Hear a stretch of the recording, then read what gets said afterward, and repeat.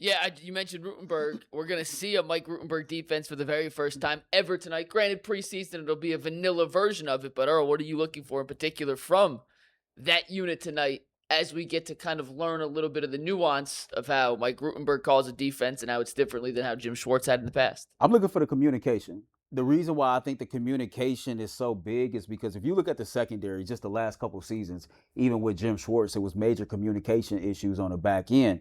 Well, with Mike Rutenberg's defense, the base of it is still the same as it was when Jim Schwartz was here. The base of the Browns defense is still going to be attacked.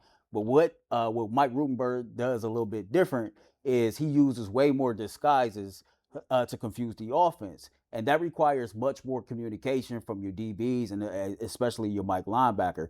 And so in a first preseason game, what I'm looking for is how will these guys communicate with each other, when they're disguising coverage pre-snap, and then how they can get into the right package that they want to be in. I know it'll be a base vanilla defense, but knowing that this defense is going to have a sense of disguise to it to try to create more turnovers, that'll be something to look for. They have forced a lot of turnovers in training camp. I think it's two sides to every coin. We can always look at this and say, well, the quarterbacks are just turning the ball over. They're not getting it done. Or you could flip the other side of the coin and say, you know what?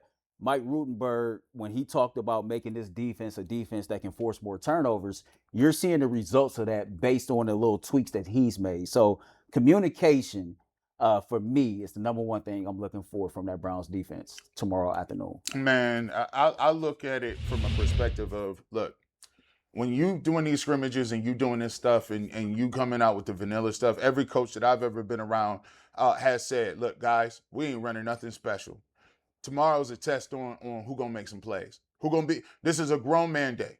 And what that means is, you know what we running, they know what we running. They not going to scheme up for nothing. They ain't going to be doing no misdirection. They about to line up and run good old zones, some gap schemes, double team, get to the linebacker. That's what they going to run. They going to run some quick three-step, maybe a couple boots. Defensively, we going to line up in our gap. We going to get in base, and then we going to come off the football and see what we going to do. So it's going to be a man-on-man situation, because as a coach, what you want to see is hey, we ain't going to scheme at nothing. I want to see who's going to be able to get off a block. I want to see who can stay plastered to their man-and-man on man coverage. I want to see who can get to their drops. Those are the base things. We'll wait till the season to start putting all the bells and whistles in there, but I need to find me a couple of dudes that want to get off the ball and find me a job. So we talked about those situations where you got people who may not necessarily be known names. Well, this is a great opportunity for you. If you're an undrafted free agent, if you're a dude nobody don't know, Aiden Huntington, you know what I'm saying? Get off the football. Let's find something. Isaiah McGuire, let's find something. So that's what I'm looking for. This is going to be a game about who's going to make plays. That's it. Not we need you to make plays to make the team. So I'm seeing who want to get their name in the paper. Yeah, the one thing I hope we see, and you guys talked about Rutenberg making kind of a point about turnovers and taking the football away. Despite all of the production from Jim Schwartz's defense, they were never big on taking the football away, which was to me always a disappointment. Mm-hmm. They had 11 interceptions last year, which finished 16th.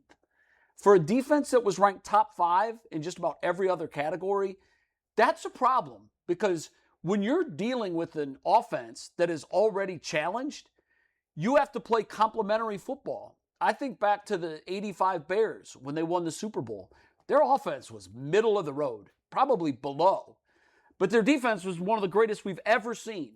And what they were great at doing was taking the football away and giving their offense a short field to work with. That has to be something that the Browns improve on this year from last year. If you only take 11 interceptions, and very few of those were from cornerbacks. You had linebackers had a lot. Schlesinger and Bush that really had like multiple interceptions last year. They had almost half of the team's interceptions. Ronnie Hickman had a good number of interceptions too.